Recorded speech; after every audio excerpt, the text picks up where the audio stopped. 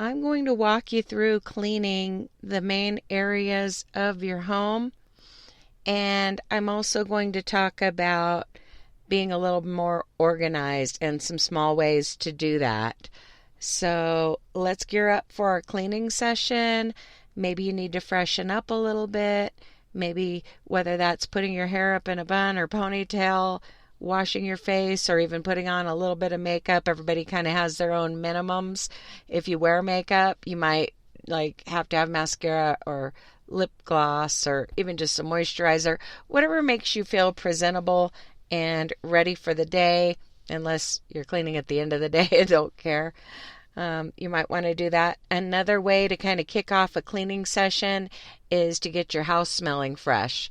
Maybe you need to take out the trash, run your garbage disposal, light a candle, or put some fresh wax in your wax warmer. Another thing you might want to do during this time is start a load of laundry or even straighten up your front entrance area.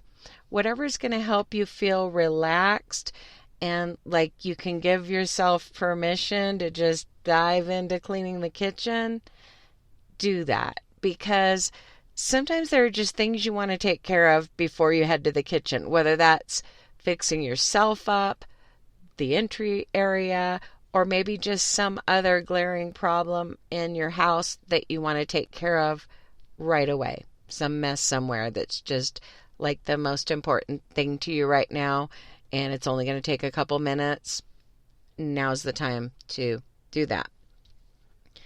So what I want to talk about today is the fact that the more you store out of sight, the quicker your cleaning sessions can be, and also the more motivated you will be. And this may not be something you can fix overnight if you tend to have a lot of cluttered surfaces. Or, it could be that you have a lot of cluttered surfaces, or it could be that you're just thinking of one or two particular areas of your home that have become clutter magnets. So, we all have different struggles, I think, with where we tend to pile things as far as clutter. So, maybe you're thinking about areas like that, or maybe your home needs a complete overhaul. We're doing baby steps here. This episode isn't going to change your life, but listening to our show regularly might.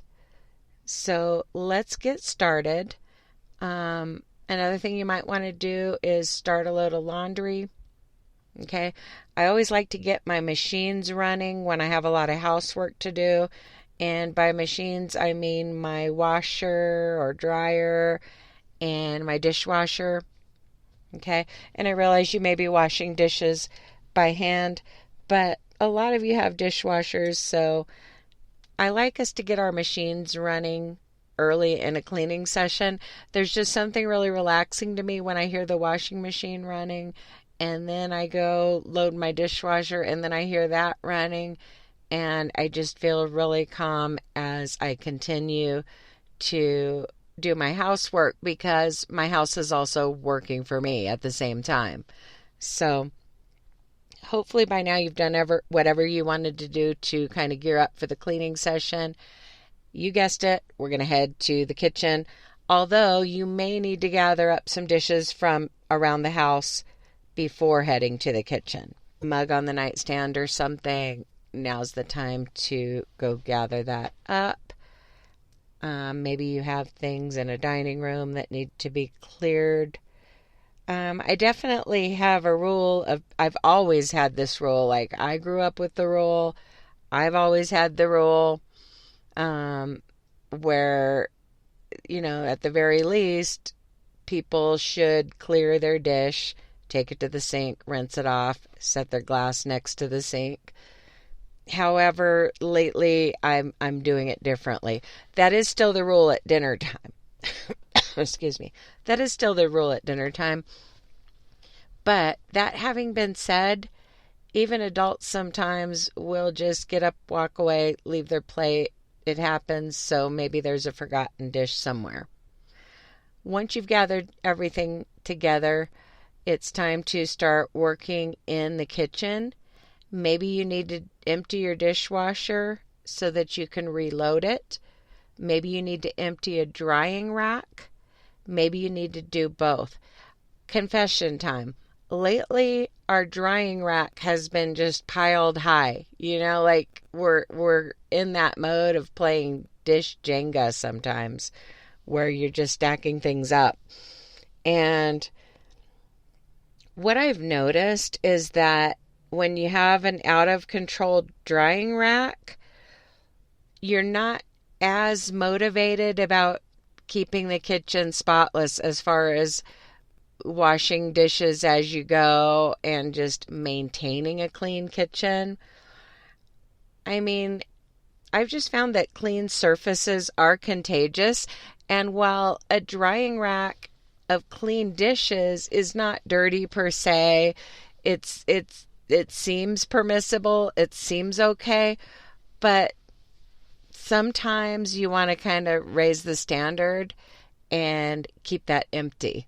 Like actually going back when the dishes are dry and putting them away. And of course you could dry them immediately, but yeah, I feel like that's something they did on Leave It to Beaver. I mean, I just don't do that. Okay. You're probably like way too young. A lot of you are way too young to even know what I'm talking about. I mean, let's face it, I'm too young to be talking about Leave It to Beaver, but I watched it as reruns, okay? But anyway, these old shows where everybody, like, one person washed, one person dried, I don't know. Some of you do dry your dishes and put them away. And I'm not making fun if you do. I'm just saying, like, I don't do that. I would do the drying rack or even just setting them out on a towel. I feel like my mom, when she would put everything in the dishwasher that was small, like the plates, bowls, silverware, but then the other things like the large cooking spoons, the pots and pans, she would wash in the sink and then set them on a small dish towel. Because she didn't really have these huge dishasters where you absolutely need a drying rack. Like, there'd only be a few things to put on the towel. So that's the way I remember it anyway. I'm not sure, Mom, if you're listening, I'm not even sure what your system is now. But we have a drying rack, and sometimes I even put like a dish drying pad next to it to put other stuff on. So that's kind of how I roll. But it's kind of depressing when you let the drying rack and the drying pad or towel get too full and you've put stuff there from another load when you still had clean dishes from before. Tell me I'm not alone in this. Anyway, it's a rut I've gotten into. Like, we've been good about washing dishes. We've been good about, for breakfast and lunch, having the kids wash their dish that they dirty for, like, a bowl of soup or a bowl of cereal or something, having them just wash that by hand and put it in the drying rack. That's been working, but I think what we've been doing wrong is not emptying the drying rack often enough. So I'm just throwing that out there. I'm recording this from a campsite, and yeah, these episodes are recorded in advance. I'm recording this from a campsite, so I'm not really in that mode. But before I left, when I was doing dishes before leaving, I was thinking about the fact that I should be putting this stuff away. There's too much stuff piling up in my drying rack and it's looking crazy, but didn't have time to deal with it. The goal was just to get the kitchen clean. Dishes are done, surfaces are wiped down, the floor is swept. So those that stayed behind are starting with a clean slate, so to speak. And that's something I want to talk about too. Anyway, get started on your dishes if you haven't already. Be working on dishes, whatever that means for you, hopefully. While I was on that rabbit trail about the drying rack, you were putting away some clean dishes and starting to work on some dirty ones. Just do your dishes, and then whenever you get done with dishes, of course, work on the surfaces of your kitchen. Clean your sink, shine it up, clean your countertops, clean your appliances, cabinets if they need to be wiped down, sweep the floor, all the things once you're done with the dishes. But don't feel pressured to hurry or anything. If you're faced with a disaster, just get your dishes done. Even if all you do during the episode is get your dishes done, you can pop on another episode and wipe down the countertops and sink area and sweep the floor at the end. But we're going to spend some time in the kitchen, and I'll talk about kitchen related stuff while you're in the kitchen. So in case you're new to the show, and I don't know if I've officially named it this, but I think I just did, the clean slate method is where I make sure that in the mornings we are caught up on dishes. And lately it hasn't meant anything with the drying rack. I'm counting those as clean. If they're, clean dishes in the drying rack, I'm not counting against myself just yet, but I want to raise the standard in that area and be putting those away more. But clean slate method means there aren't any dishes in the sink or dirty dishes sitting around on the countertops. That way, when someone fixes a bowl of cereal or, makes a sandwich on a plate or whatever, they see that clutter-free, clean kitchen, and they remember that the new rule is that they are supposed to wash their dish or plate and their utensil after eating. Okay?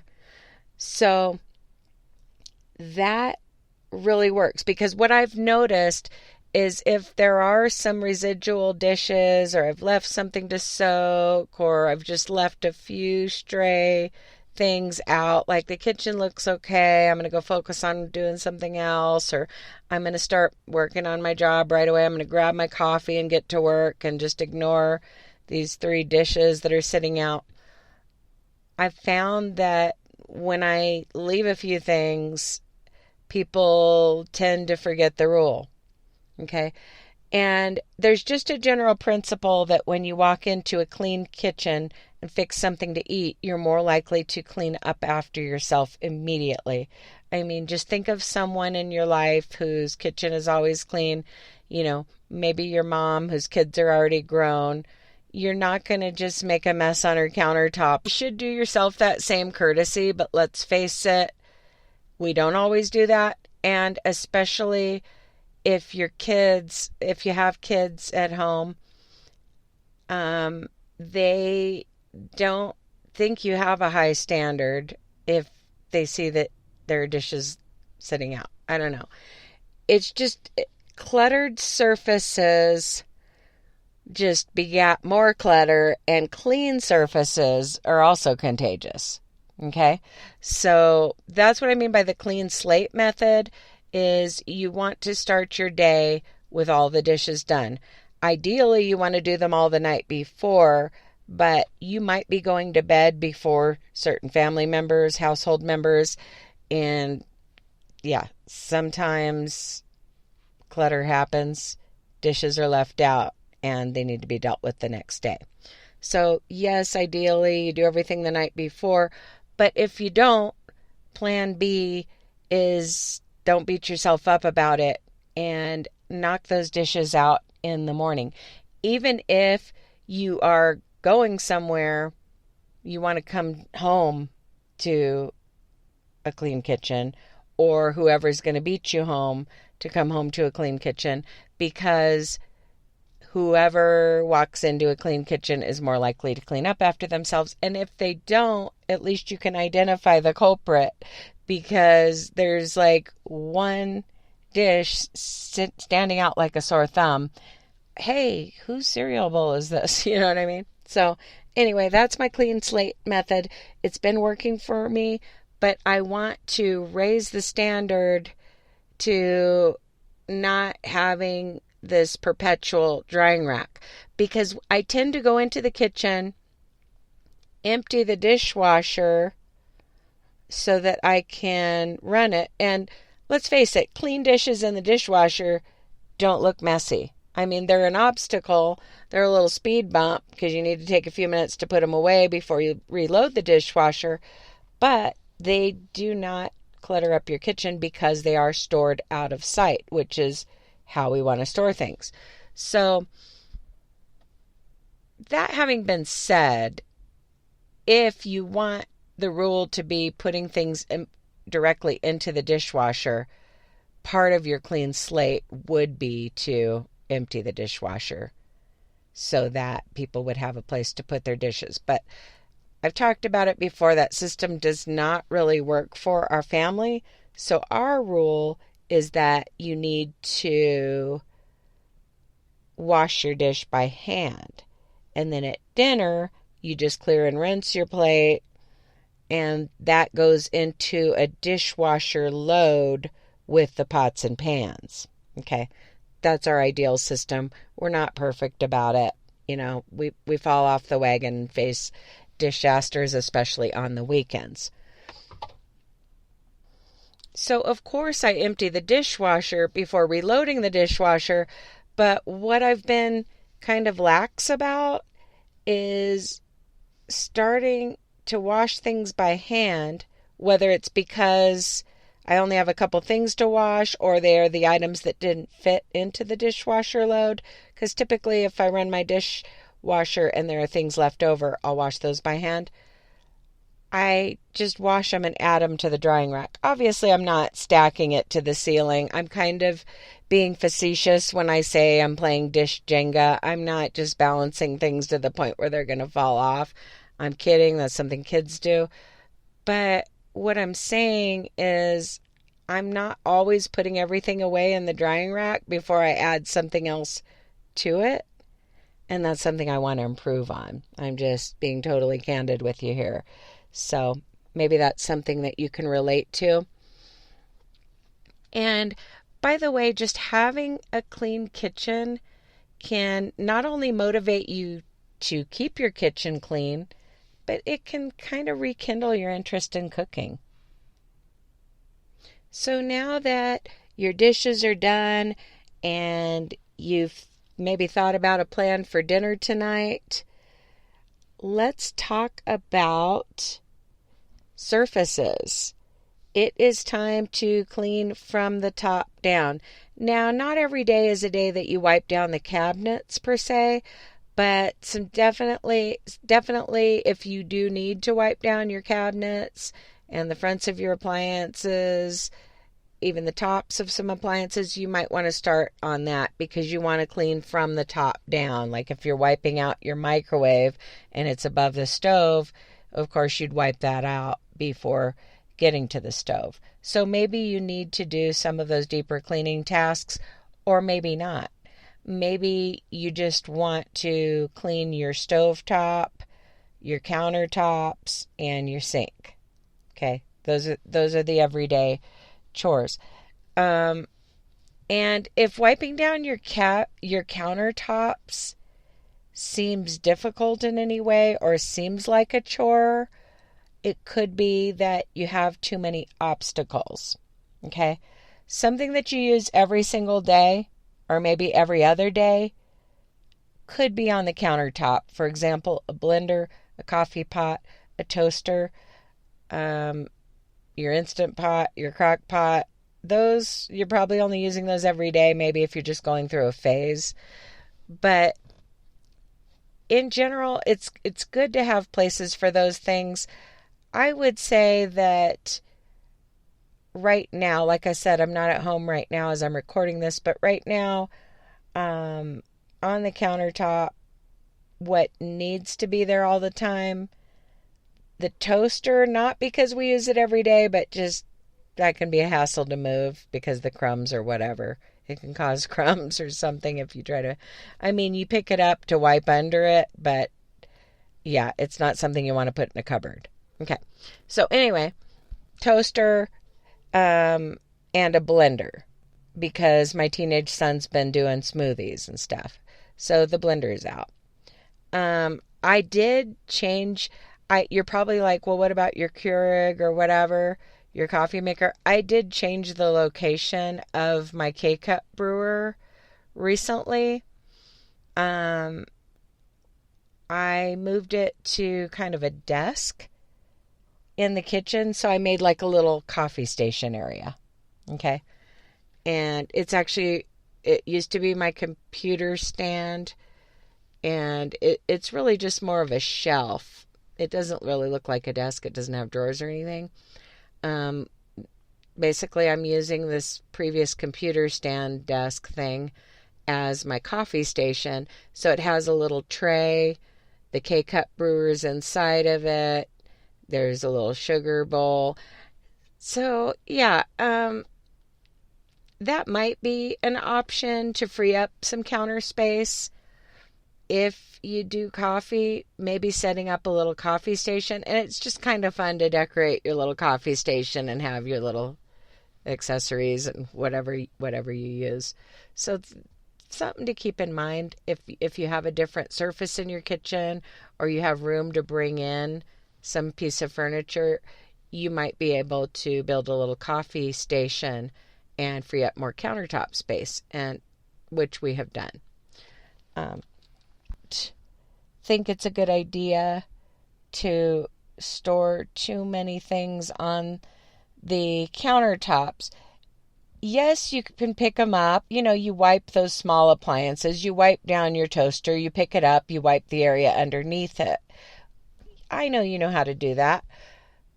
But there's something about not wanting to spray cleaning products, around something like your toaster where you're putting food inside of it. Or, maybe you don't want to spray a cleaning product right next to your drying rack where you have clean dishes. Now, do you see what I'm saying? These seemingly innocent items on your countertop are obstacles from cleaning quickly, because when you have more countertop space that's bare, you're just going like spray happy with a spray bottle and then wiping everything down. It's super fast. It's effortless. So, yeah. And if you only have a couple items like a toaster or whatever, it's easy to just move that over to a different countertop and then spray away.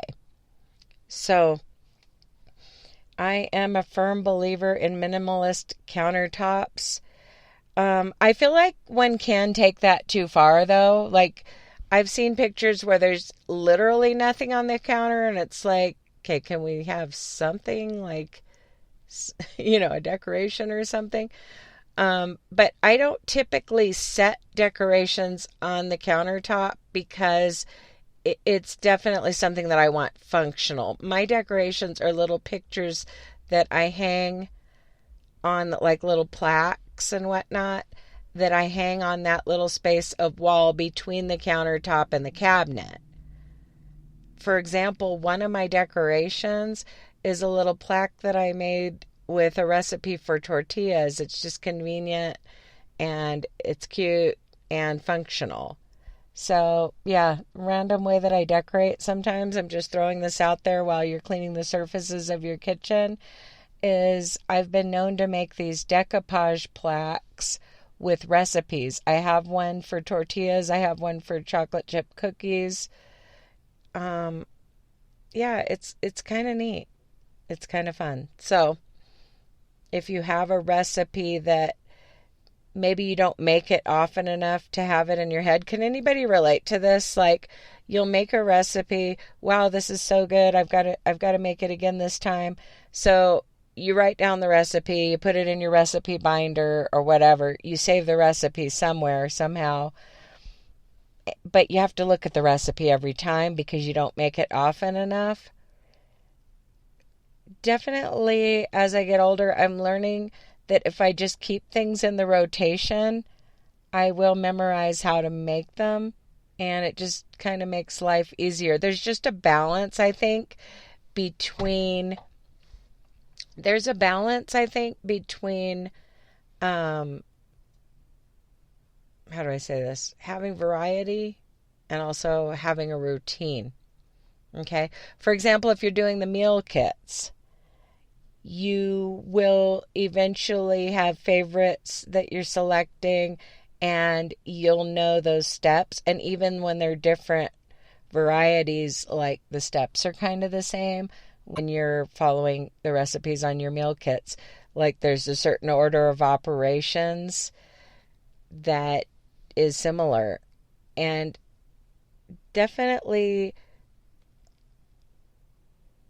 I do like the idea of that, but at the same time, it's not that often that I bake chocolate chip cookies or make tortillas, so I kind of need to glance at those plaques for the amounts, and I just like having them there, and they make cute decorations. So anyway, yeah, you get kind of creative with them. You put little clip art or stickers, and then you kind of seal it with Mod Podge. I think everybody pronounces it Mod Podge, but the editor in me is wanting to say like Mod Podge because the first word is spelled M-O-D, but I digress. Just look up decoupage plaques and you'll learn how to do it. It's beyond the scope of this episode.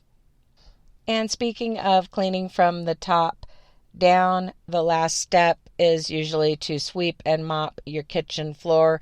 Maybe you just need to spot sweep because you're in a hurry, but ideally you're going to want to sweep the entire floor. And something really motivating about sweeping your kitchen floor is that it keeps you from storing things around the perimeter of the room.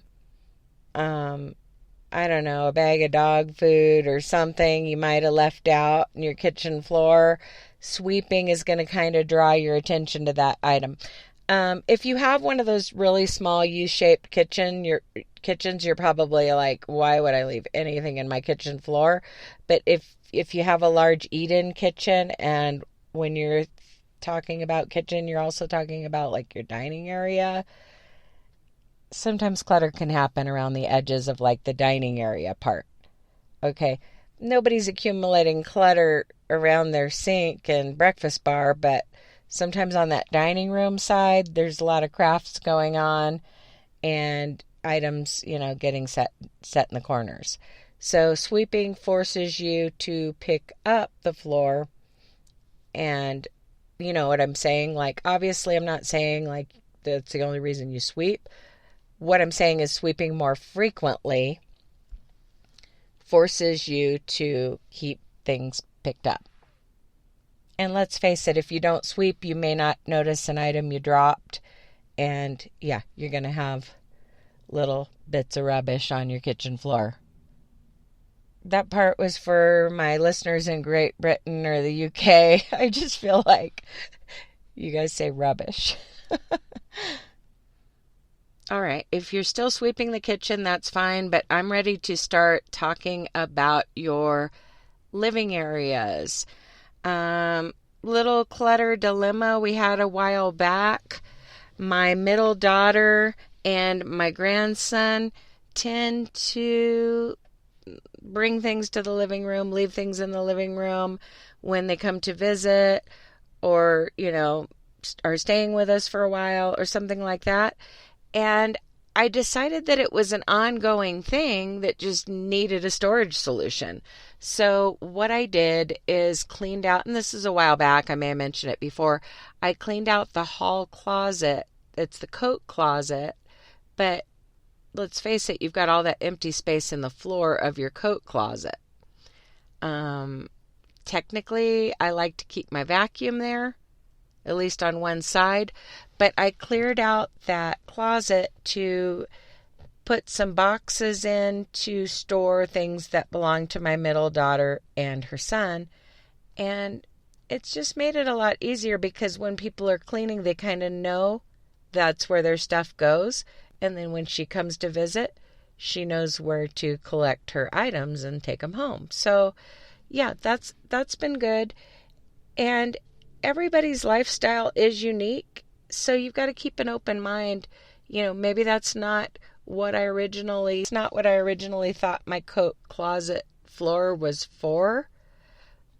I thought it was for the vacuum, and I'm not sure what else. But lately, this is what I'm doing. So the point is, the key to a clean house is storing things out of sight and cleaning your surfaces regularly. But storing things out of sight can go a long way toward cleaning your surfaces, because people tend to clean around clutter if they don't know where to put it, or you just don't even see the surface, or you plan to clean your surfaces and it takes you so long to put away the clutter that you don't get down to the surfaces. That's definitely a struggle that I've had off and on in various areas of my home for various reasons. So I do strive to store things out of sight. I think that's one of the reasons why it's easier to keep living areas clean oftentimes than other areas, because in the kitchen there are reasons to keep things out, like we talked about, these everyday appliances and not wanting to move your toaster or whatever. But in the living room, you really don't need anything stored in sight. I mean, your TV remotes and gaming controllers can go in a drawer, a basket. Even though if you had a basket like on an end table, it still looks super organized. Okay. Some people put like Velcro somewhere and then attach the remote so they don't misplace it. I mean, just a semblance of organization, whether it's, setting those on an end table with nothing else around them, or having them in a basket or a drawer. But let's face it, a lot of us have more organizational struggles than just some gaming controllers and TV remotes. If you're not careful, you can start to store other things in the living room. You've got to keep a high standard in the living room and then try to make that standard spread to the rest of the house. I mean, when I'm in another room, I just try to think about okay, how would I handle this in the living room? Well, I would not store any of this inside. So, yeah, we'll talk about that more when we work in a bedroom later on. But right now, it's time to straighten up your living area. And no judgment here if your living area is a disaster.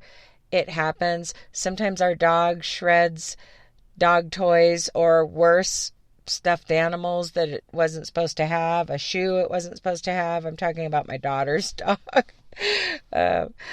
It was my dog when I got it, really. I mean, in a way, but I kind of just call it her dog because she's the reason that it still gets to live with us. Because I have another dog that's real well behaved. But anyway, we have two dogs. One of them sometimes shreds things in the living room. Other things that happen, kids eating and leaving out, some type of a chip wrapper or whatever. It happens. It's not allowed, but it happens.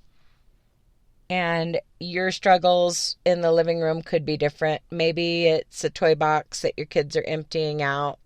Maybe it's things that your kids are dragging out. I used to have a rule when my oldest kids were younger, like no toys in the living room. I think it was a rule I had growing up. And I didn't really realize till I was an adult that a lot of people keep a toy box in the living room so that they can keep an eye on their kids while they play. And yeah, I started out not allowing that. But, now that as an older parent with the younger ones, I allowed a small toy box in the living room. And then especially now as a grandparent. I think when the toy box in the living room really came into play is just when I've babysat kids. I tend to create a little toy box because with other people's kids, it's like, okay, I better keep these kids within sight at all times. And I had a toy box in the living room for kids I babysat, and then now I have it for grandkids.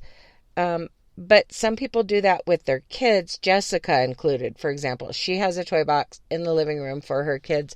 So when she talks about cleaning her living room, it's usually going to start with picking up those toys. And, of course, she'll have the kids help her do that. And that's how they learn. But, yeah, I don't know what you've got going on in your living room, but if you're like me, it might only take a few minutes to pick it up, and you just need to, remove clutter, dust the surfaces, including your TV, and, maybe sweep or vacuum, or maybe you'll do that part after the show. I'm going to give you a few minutes in a living area. Some kind of bonus chores would be to maybe vacuum with the attachment along the edges in the hallway. That's definitely something that you want to do from time to time. Deep cleaning, the edges where your vacuum maybe doesn't pick up as well. So that's something you may want to think about. Or maybe in addition to just your regular dusting, you need to wipe down switch plates, door frames, doorknobs, things like that. Another way that I stay organized with an adult child's things is having a place for her mail. That's something that I do. Another thing is having a place for Jessica's kids, things that they leave at the house. A lot of times I'll just put those things inside of my coffee table. I have a pop-up coffee table, and I'll put things in there to give her next time I see her, whether we go to see her or she comes to see us. Okay, so let's head to a bathroom. Okay, I realize you may have 2 or 3 bathrooms, but we're going to tackle one in this episode, and then you can always clean another one next time.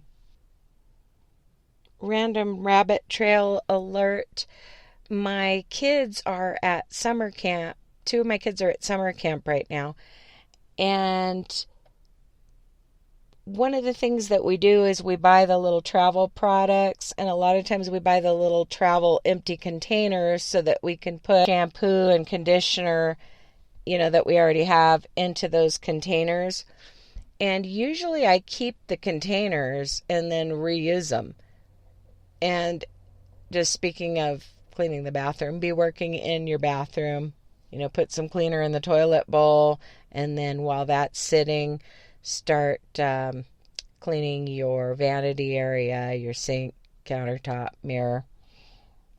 You know what needs to be done in the bathroom, and maybe you need to quickly gather up some cleaning products and take out the trash before you begin. And of course, move some things out of the way so you can spray some cleaner. But you know what needs to be done in your bathroom, and we kind of talk about, accidental organizing, I guess, that I did in preparing the kids for camp. At some point, I threw away those containers. I guess I was just fed up with a lot of clutter under the sink, and they didn't go to camp last year. They went 2 years ago. But in general, I like to keep those containers and reuse them.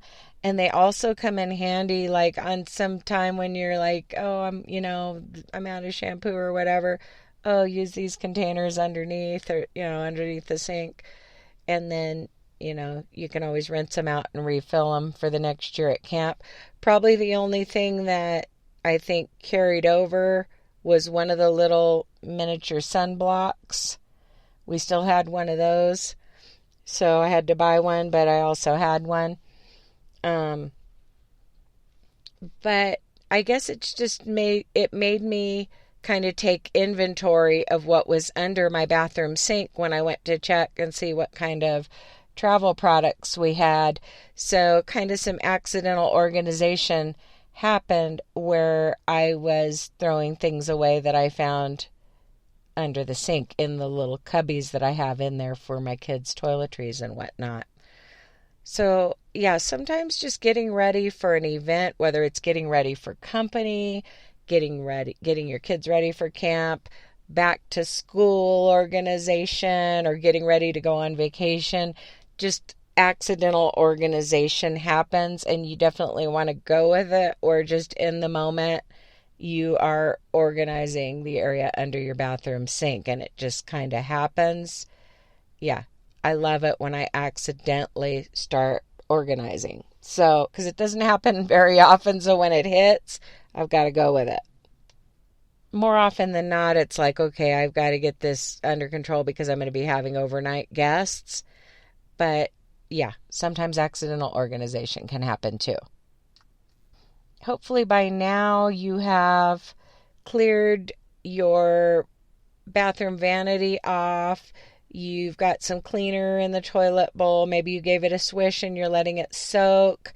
Maybe you've taken out your bathroom trash and removed the rugs, whether they need to go to the washing machine or just be set out in the hallway for now. And hopefully you are in the throes of cleaning the surfaces.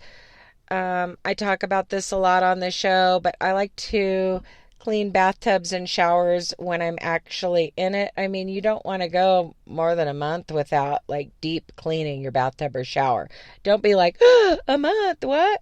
No, there's little cleaning that happens, touch-ups, and, rinsing out your tub and stuff like that before a bath. Okay, that's not what I'm talking about. I'm talking about scrubbing it, detailing it. A real deep clean should happen at least once a month of the tub and shower. Of course, your toilet and sink area and bathroom floor, you should be cleaning weekly ideally.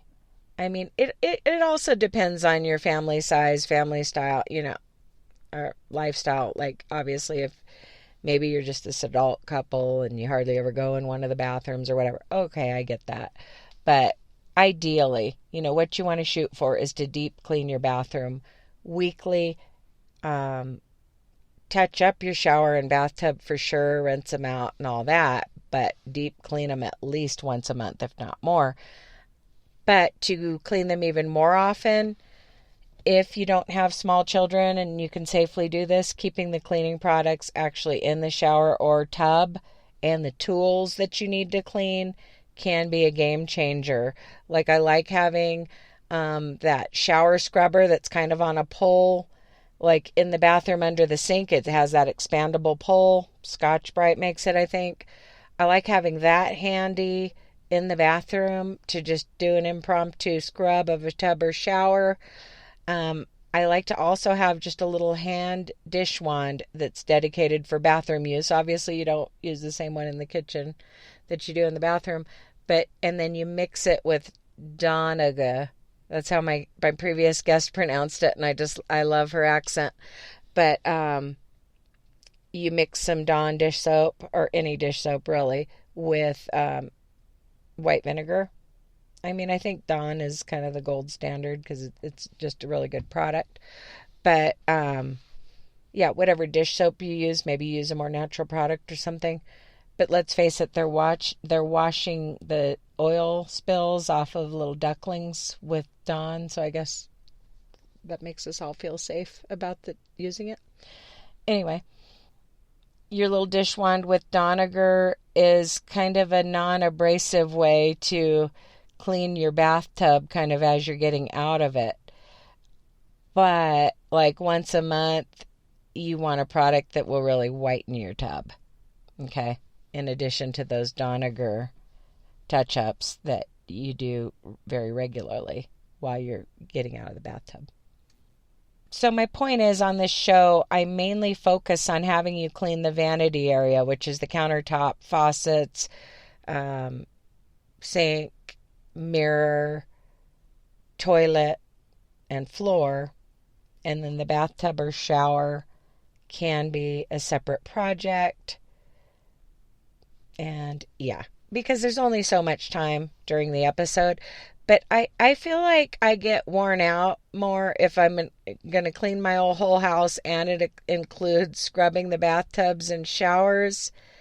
I would rather just clean a bathtub or shower on its own at a separate time than when I'm cleaning the rest of the bathroom. Okay, maybe it's just me.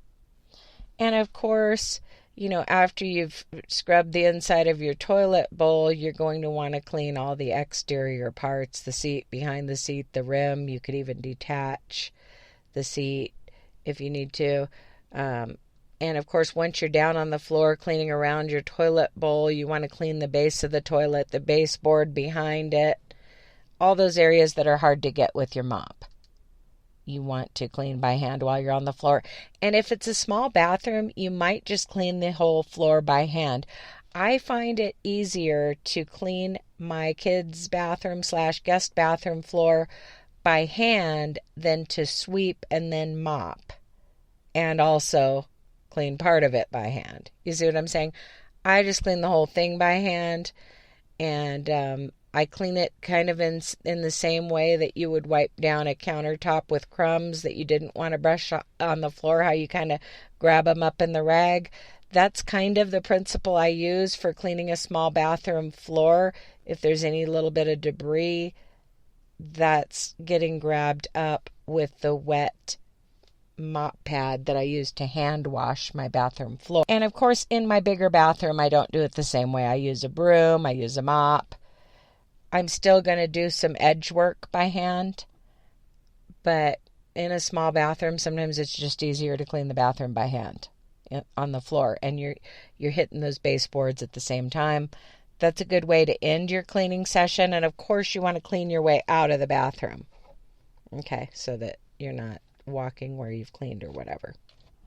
I'm going to give you a few more minutes to finish things up in the bathroom before we head to a bedroom. Speaking of packing for kids, definitely when you send your kids to camp, you've got to inspect their bags and whatnot. When our kids go on a camping trip with us, I tend to let them pack their own bag. I'll be like, pack a bag for 2 days, bring your swimsuit,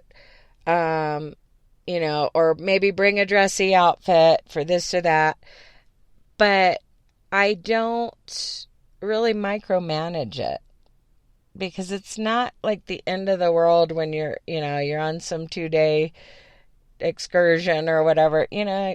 Worst come to worst, you can pick up something at Walmart, or you can just make the kid kind of rough it or borrow something of yours. It's not that big of a deal. But when you're sending a kid to summer camp, if you're like me, you're terrified that they're going to forget something.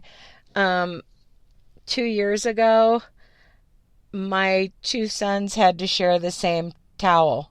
I realized I was dropping them off 70 miles from my house, and they were about to get on the bus to go to camp, and I realized that one of them didn't bring a towel, so I'm like, you're going to need to share with your brother.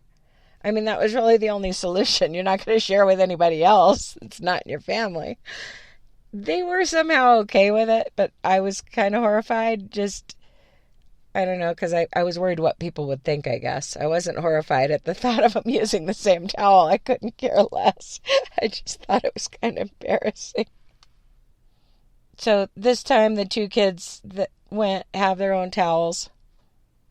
So yeah, I definitely recommend having a checklist.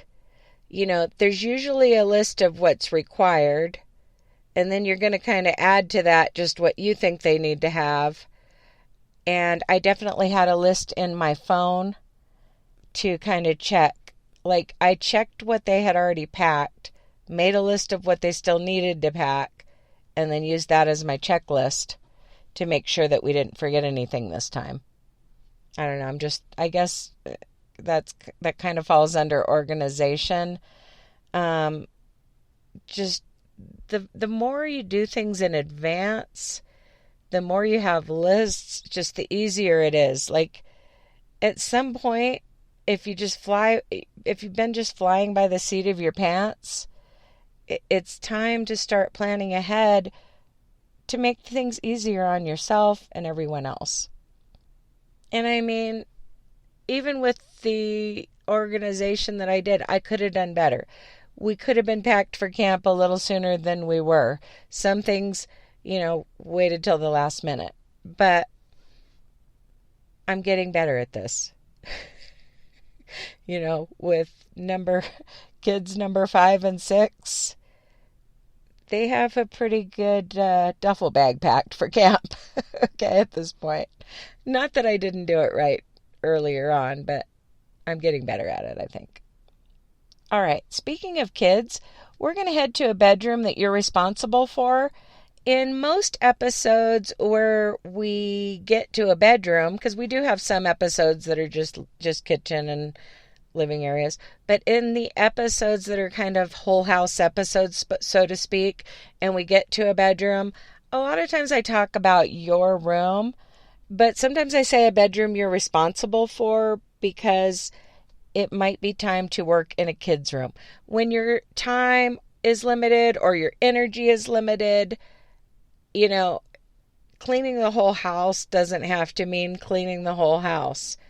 Sometimes it means cleaning the outer areas plus a bedroom and a bathroom. So that's kind of what I mean today by this whole house episode. Definitely you need to go through and organize a kid's room with them, unless you have just a super organized teenager. But any young kid, a preteen, my son is still a preteen, my youngest son, and I definitely have to go through and help him. One of his sisters helped him organize his room recently. My middle daughter, the one who has a lot of stuff stored in my hall closet, also did a great job helping my youngest son organize his room recently. So, yeah, it's funny how we can be disorganized in our own ways and then good in other ways and helping others. Just we all have our strengths and weaknesses with disorganization and organization. But he definitely needs an adult to come in and help him. And I found myself doing that because I was taking inventory of his clothes to get him packed up for camp. He said he had only a few pairs of pants, and he was wrong. He had a lot more. I found some things in the bottom of the closet. So, had him try them on. Yes, these fit. Yes, you're bringing these. And instead of being disappointed that I wasn't going to go on a shopping spree for clothes, I think he was kind of excited at the things that we found that he hadn't seen in a while, that had kind of gotten buried in his closet floor. So I guess when my daughter helped him organize, they didn't really do much in the closet. So we got that sorted out. And while I was doing that, so just be working in a bedroom, whatever that means for you, but it could even mean organizing a kid's wardrobe. I started hanging up items that he's going to be using for school. My kids do wear uniforms, so that kind of simplifies it.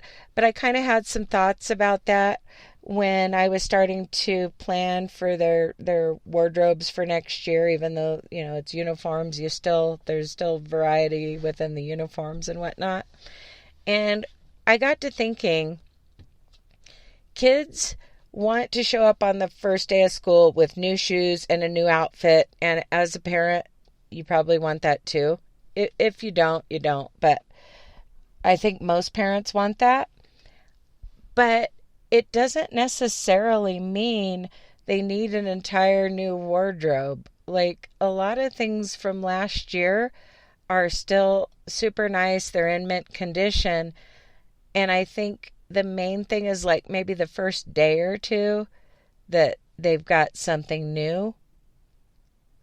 Something old. It's kind of like something old, something new, something borrowed, something blue. So, something new and some things old is okay if they have clothes that still fit them. I don't know if this is just maybe common sense but I used to have a mentality needed a lot of new school clothes when I think sometimes I just lacked the organization to go through and take inventory on what they already had and make a list of what they needed. And obviously this process involves getting rid of things that are stained, damaged, outgrown, whether they need to be tossed or donated depending on their condition. Obviously it involves getting rid of stuff, but there are going to be items that you keep. And I think when you're in a state of just disorganization or just, a chaotic lifestyle, you're flying by the seat of your pants, you might tend to just go on a shopping spree and kind of get a whole wardrobe for school. And then next thing you know, your kid has 20 pairs of pants and doesn't need that many. Do you see what I'm saying? So I do think it's good to take inventory. And I mean, obviously ask them what they still like and things like that, involve them in the process. But I already kind of started some preliminary planning as far as, okay, your uniform hoodie is in great condition, but this uniform shirt is just stained with permanent marker beyond recognition. I think we're going to just get rid of this. And maybe there's a way to get out permanent marker. I didn't say I was perfectly organized. Sometimes I would rather get rid of things than try to fix them. But that having been said, I'm trying to work on this mentality of kind of shop first and ask questions later. It's better to take inventory before doing the shopping trip. And I've found also, even just with my own wardrobe, if I take inventory and think, what do I actually need? Okay, the dog chewed up my black dress shoes. That's on the list, but does that really mean I need all new clothes? No, it doesn't. So, I don't know.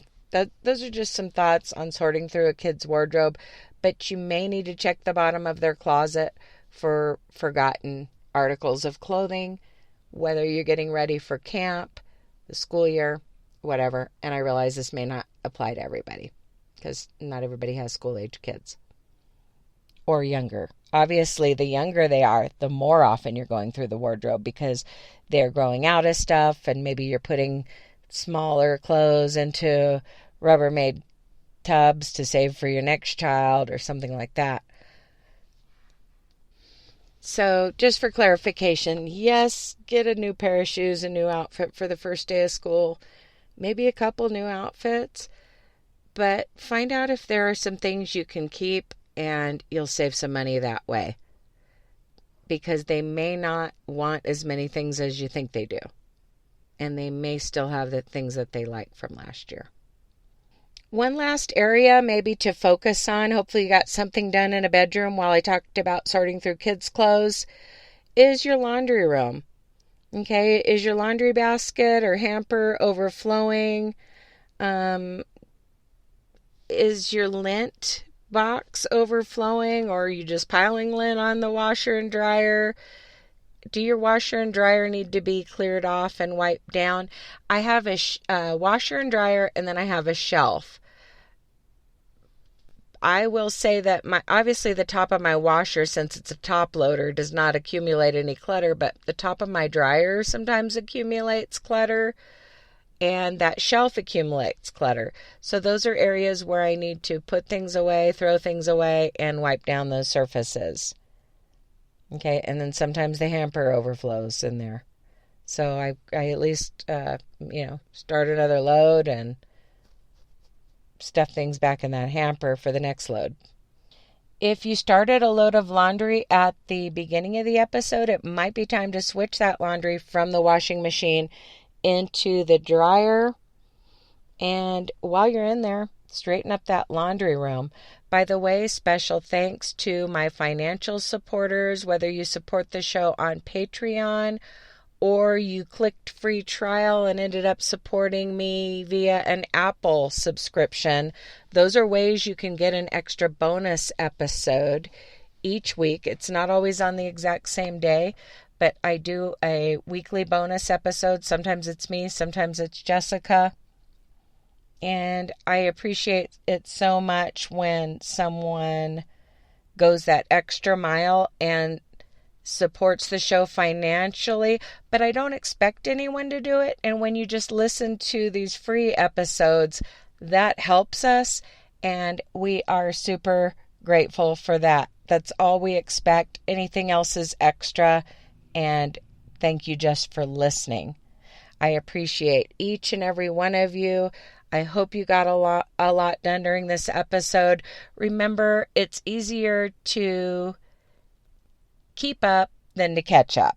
So keep listening and your house will look better for it. It may have taken a long time for your house to get in the condition it's in. And if your house, maybe you just like the entertainment and the help with staying on task, or maybe you're trying to kind of crawl out of a hole. It might take several episodes to get your house under control. And then after that, it's going to be easier to keep up than to catch up. Thank you so much for listening. I appreciate each and every one of you. And as always, happy cleaning. We'll talk to you in the next episode.